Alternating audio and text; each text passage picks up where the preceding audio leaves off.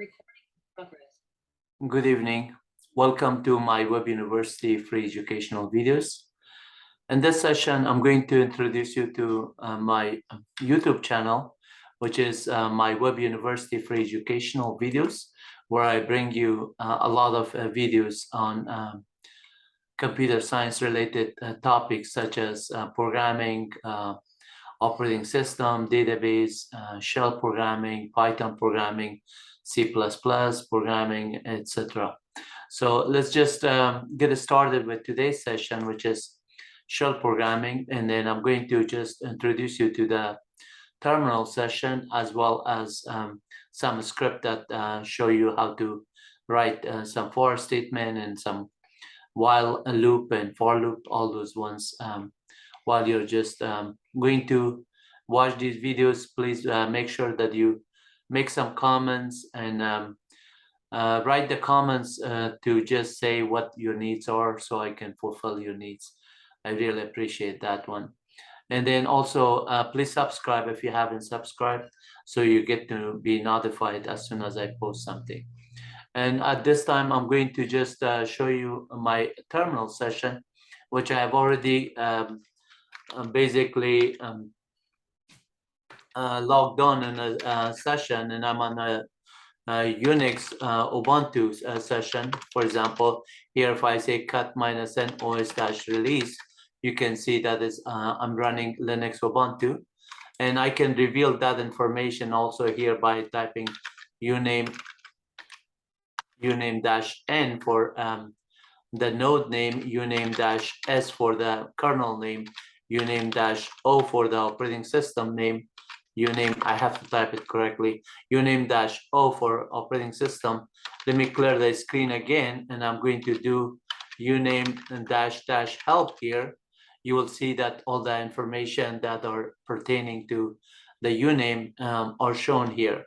For example, I could just clear the screen again, type in uname-s for the Linux operating system, the system name, uname-o for the operating system, and then uname-r for the revision or the build name, uname-m for the machine type, and uname-p for the processor type, uname-i for hardware type, and so on. I mean, there's a number of them. I didn't do all of them, but some of them also you can say, for example, uname-help, and instead of -s, you could say -kernel name, as you can see there, and then -v for kernel version and so on.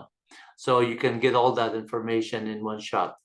And the other thing that I showed you was cut -n etc-os-release, which shows you that I'm running Linux Ubuntu 20.04. Long-term support, 20.04.4 long-term support. That's at least 5 years from the date that was released. And the Ubuntu Debian distribution is code name is Jemmy Jellyfish for the version 20.04. So let's just 22, I think it is Jemmy Jellyfish. This one is only 20. So the latest one was April of this year, 2022. So that one is Jemmy Jellyfish.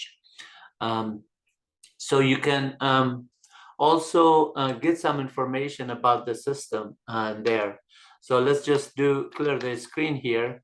I'm gonna just say, show me my ID that I'm logged on this system. I'm logged on as wlutfi with user ID of 1000, group ID of 1000, and group name of wlutfi. If I just say uname-u for the username, the number, it is just going to show 1000. If I type in id-un and just show me the name, then it's going to say wlutfi. Similarly, if I type in id-g for the group name, it shows the group ID is 1000.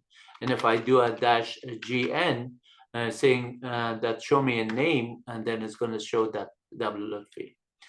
Similarly, if I say get ent password wlutfi, I can reveal the same information that is W-Lutfi here.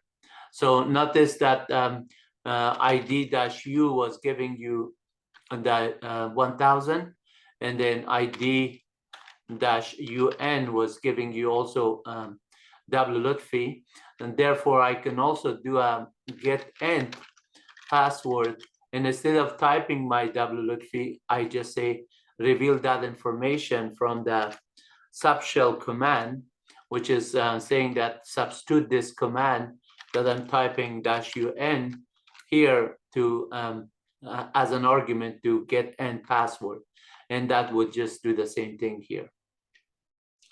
So you can do a get end like I did in the above there with W-Lutfi, or just getting this kind of like substitution command. The substitution command is really helpful. So if I say echo hello, I could say like that, and then that would just do it. But I could also do echo and then $, and just this is an extra echo that in this case it is not that helpful, but I'll show you how helpful that substitution is. So if I say which, for example, which let's say checksum. So this checksum is there, and then if I say ls-l and then $, and then say which checksum, then you can see that that information is going to give me the path of that file. Similarly, if I say, for example, and instead of doing the long version of checksum with the long listing, I could do this one and then do this. And then it's also, I could do like a type to see what type of file that is. It says a checksum is there. So that is command substitution. You can get advantage of it that way also. And then there's also a command replacement, for example, the backtick we call it. So if I just say, let's say ID, and then I say, for example, when I say get end password, I could have just say the backtick and then say ID-UN. That would be equivalent to the same thing as I'm doing the command substitution here with $, and this. So you could use the backtick, which is those character or whatever that character is called. We call it backtick in programming and also on command line. So and that is this character right here I'm pointing is a backtick. It's not the single quote, it is the opposite. It's on top of the, it's below the tilde character on the keyboard. So, and the tilde is this symbol near the number 1. So, and the backtick is this symbol. And then we're going to just show you a number of commands with these backtick and sequences. For example, inside a for statement, if I just say for num in backtick sequence of 5, I could just say go ahead, do a enter to a loop, and then say echo num. So I could just say num, that's it, and then I done. That would just say num that many times. But if I want to print the value of that one, I just replace that one to the $, and now I'm getting the actual value. But if I just did not use the $, it's not going to do it.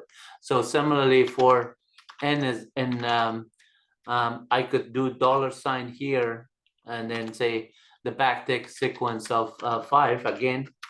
And then since I'm doing that one, then I say do, and then I say echo -e, and then let's say the number is, we could just say $, and then n followed by a colon, and then say hello. So we are going to just say basically hello that many times, and then we just close that one and say done. So you can see 1 through 5 times you're going to do that one. Obviously, with whatever character you put inside there, this for statement, you could do more statement within between do and done. For example, let me clear my screen here. I could just say for num and sequence of, let's say, and this time I'm going to do 10. I'm going to say, I could use another type of, rather than for statement between sequence. The sequence actually is just basically a sequence of 10. It will just generate 10 numbers. It's almost like a kind of a iterator. Sequence of 50 will just give you 50 numbers. And there's the different type of sequence you could just do stepwise, and that you could do the numbers as well.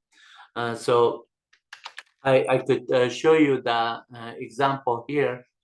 Let me just go through the for statement. First, I'm going to do a for num, and then this is another type of for range that you can do. Say between 1 and 5, do, and then echo just $n, and so followed by hello.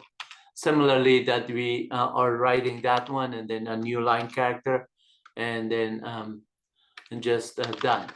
So you can see that instead, because I did not put the echo minus e for expression, that statement did not just interpreted the new line character.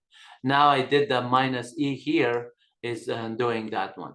So in order for you to just do those statements, you just basically say for n and 1 to 5, and then say do, and then say echo minus e for expression, and then just write $.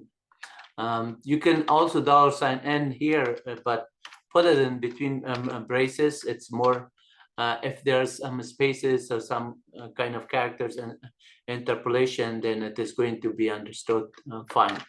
So hello, and then now we're going to do this one, but this time I'm going to sleep 1 second and run the date command and then say done. So notice that it says hello and waits 1 second, then hello 2, and then 3, and so on. And then if you just go through the same statement, notice that it is just within the loop. You can just do that one, no problem. Just changing this number to, let's say, 15, it will just do between 1 and 15 times. So, and the rest of the statement were the same. So it is just sleeping 1 second, and then run the date command, and then once it reaches to the 15, it stops. And then that's how you see that one. Similarly, well, this is the for statement. Similarly with the while statement. The while statement also has a syntax on the command line. So if you say while true, and then say do echo, and this is true, and then echo infinite loop. Let's say I'm just doing that one, and then I just say sleep 1 second and date there, and then say done. Now just say that this is going to be running as long as this computer is on, because the statement will never become false.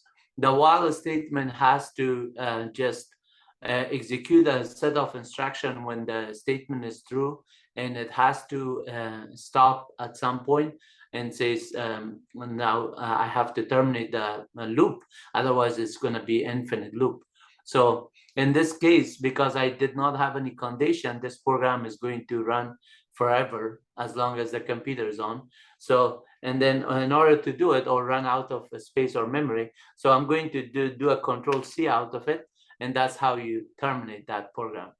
But if you want to write this program, let me just clear this screen here and say type while. Notice while statement and type of for statement, both of them are shell kind of keywords, meaning that there's, if you type in which while, there's no command or binary called while.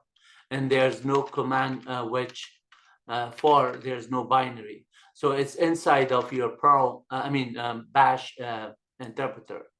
That is just part of that. And this similarly, if I say type pwd,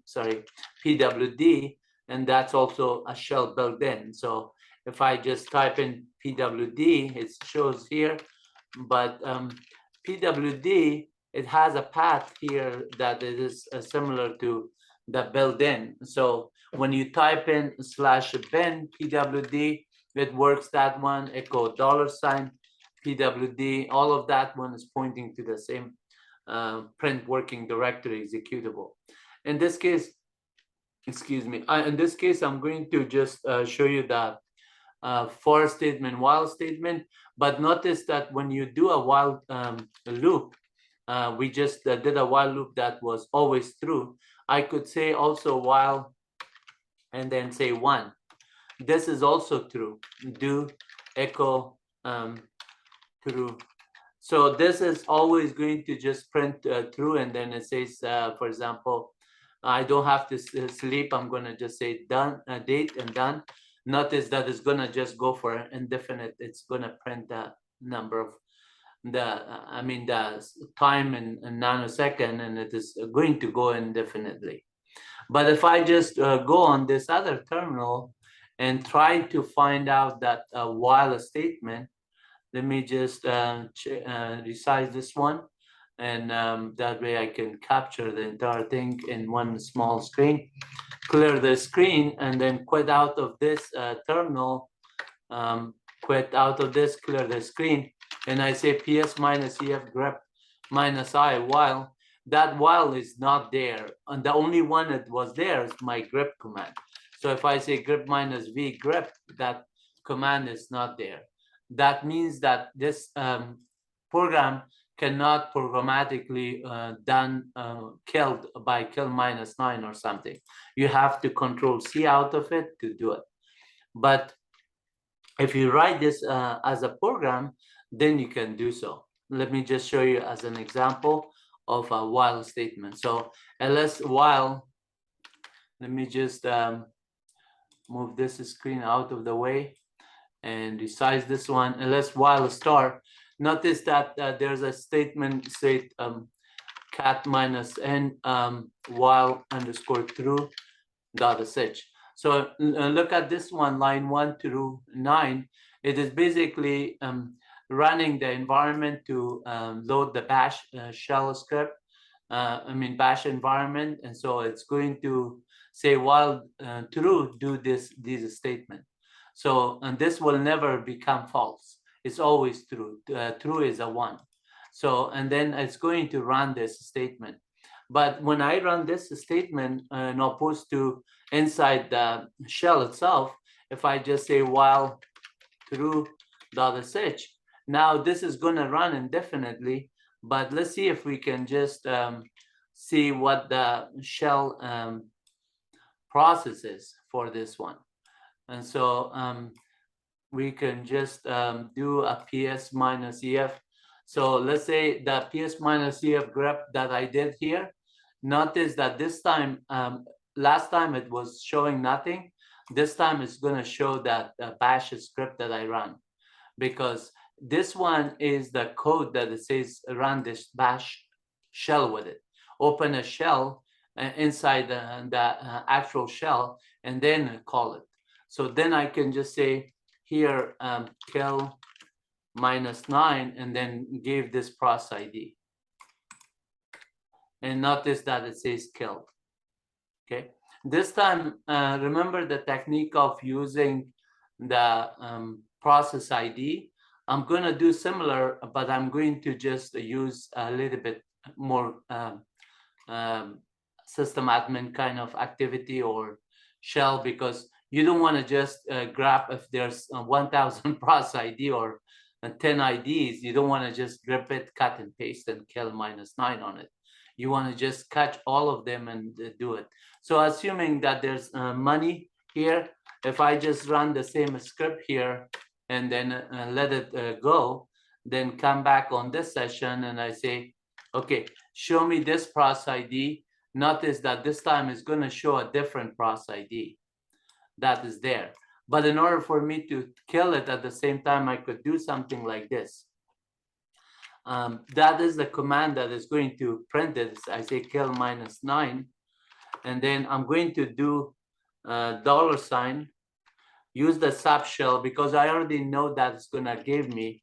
But in addition to gripping out this one, I want to get a $2 output of argument of this with awk. So then I'm going to put awk and then print $2 and then close it and then close this brace. So in this case, this is running here. As you can see, the time is changing, but I'm going to just say kill -9, find out the process of that bash script that I spawned with the while as the argument in it, and while _true was the name. And then, so it's finding that one grep -v, my own grep command, then at the same time do a print $. So in order to kill that process, you just programmatically, you just do that, and now it's killed. Okay, so one more time, I'm going to just, now we have that statement, I'm going to just run this script here again, and then notice that this is going to generate. And then now we have that statement already. I'm going to up arrow and it's done. How fast is this? So let me just clear both the screen and then clear this screen and then run this one.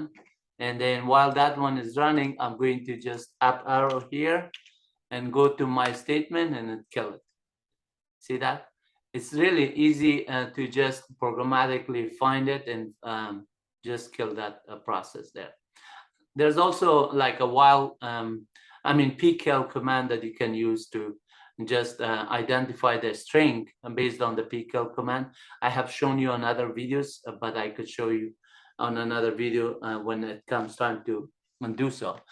This time you already know a technique that you're using it. You're welcome to use that technique. Let's just get 2 more things here done. I'm gonna just clear the screen and say ls while star.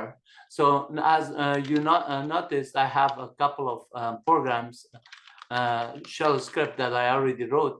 I'm gonna show you this while one.sh. So this one is going to go indefinite, but I'm gonna Control-C of it. And then, so it's basically saying Salib and then hello world. And then as it goes, I'm gonna Control-C now. And then as you can see, Control-C terminated, so the program stopped. But on line 1, I have this colon, meaning that ran it in a shell. The syntax of this one is equivalent to writing on the first line as shebang user ben env sh. That would be equivalent to this colon. The short form of this syntax on the first line is this colon 1. So that's how you do that one. And then the rest of them is just shell syntax, while statement, while 1 meaning while true. So this is always true, and then it goes through the loop. Let's go to the second example. Clear the screen again. I'm going to do a less while this. The second example says while 2.sh. And this one is also doing a loop between 1 and 6. If the number is less than 6, it prints the number and then prints hello, then sleeps 2 seconds, and obviously the date is printed. And here we're just making sure that the while statement at some point becomes false. And that is the condition of the while .sh. This condition becomes true while it enters the loop, and then this condition becomes false, and that actually this condition is going to make the number false. That number is not less than 6 anymore, and it will just go through the loop. So it prints 1 through 5, and then when it is 6, it's not less than 6, so it stops. As you can see, it is stopped there.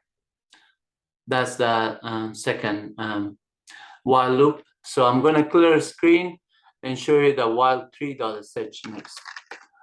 So ls while, sorry, clear screen, ls minus l while, actually ls twd ls while. So I have those, and then I'm going to do cat minus l while tree.sh. And that one, and this one is also doing env bash, and so it's gonna go between the number 0 to 50, increment of 10, as you can see on line 9. So let's just run it to say while tree.sh.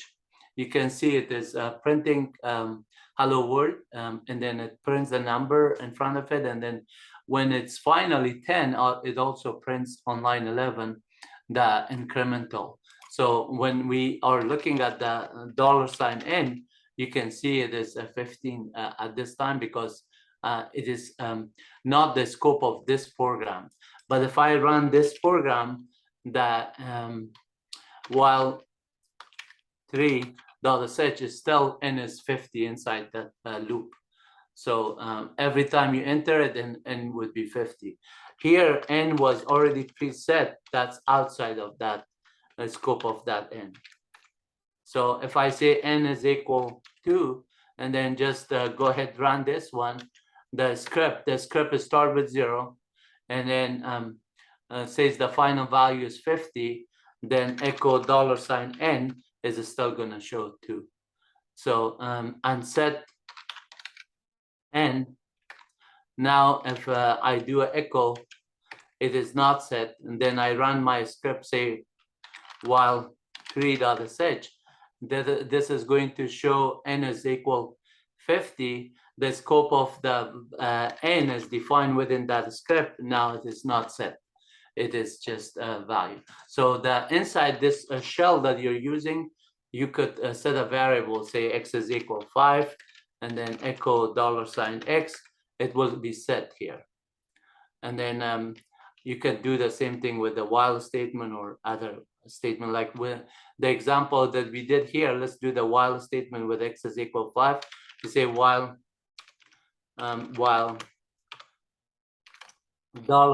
$x is less than 50, we are going to just enter the loop, say do, and then say echo $x. And so we're just printing x, and then we say x is equal, and then expression $x plus, let's say we want to plus 5 of it, the number 5 here. And then we do that one, and then do the backtick here for expression to do that, and then the done. Notice that how fast it was there, because we didn't do any sleep or anything here. Okay, so now this is another example of while statement. Let's get one more example of while. So while true, I think it is a cat minus n while tree.sh. Let's see what is inside there. We did that one already, so let's just do the next one. Clear the screen while true.sh. And I think the while true is while true.sh is also already shown. Here it is going to go to infinite loop, and we're going to terminate that one also. While true.sh, it's going to be terminated like that. We could do it programmatically, and then or control C out of it. If we do control C out of it here, it will just terminate it, and then clear the screen, and then say this time I'm going to terminate it with this other command here. Since we already have a while statement here, I'm going to terminate it, and notice that already picked it up, and it just killed it. So that statement was very fast here. Let's get back to the for statement.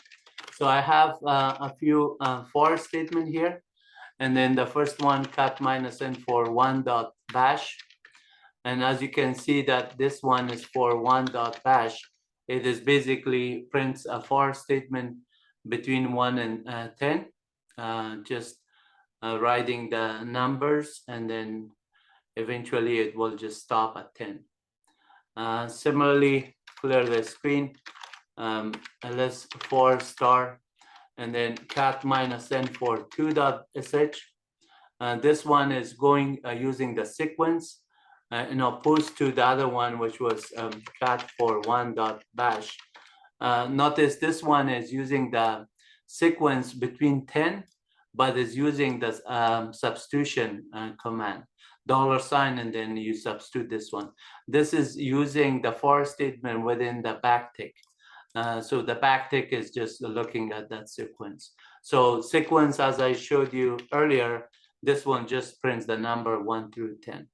And then if I just run the for 1.bash, I'm sorry, for 2.bash, since we are inside there, you can see that one is going to say the number is all the number 1 through 10, and then it just because the for statement has already a sequence. Once it reaches to the maximum, there's no condition checking for it there. So the for 2 is actually $sh. The extension doesn't matter what the extension you gave. You just have to give the right extension when you run it. But the extension is just a kind of naming. You can name it anything. So you could just say move for 2.sh to for 2.bash, and it still does for 2.bash. Well, it still execute the same way that it did previously. And I show you what is important on this one. So when you just are done with it, if you just say file for star, notice that they're all showing that they're burned against shell bash. And if I just say head -2 for 2.bash, then you can see the first line of that one is basically telling me that I want to run the command with syntax of bash. That's all that matters. So if you just say head -1 and then for question mark, this one it's going to just do all three of them. For 1.bash, the env, they're all bash shell script. So if I change it to sh or corn shell or C shell, then whatever shell that I change it to, I have to run it with that syntax. Let me clear the screen here, and then ls for star.bash. The last one is cat -n for 3.bash.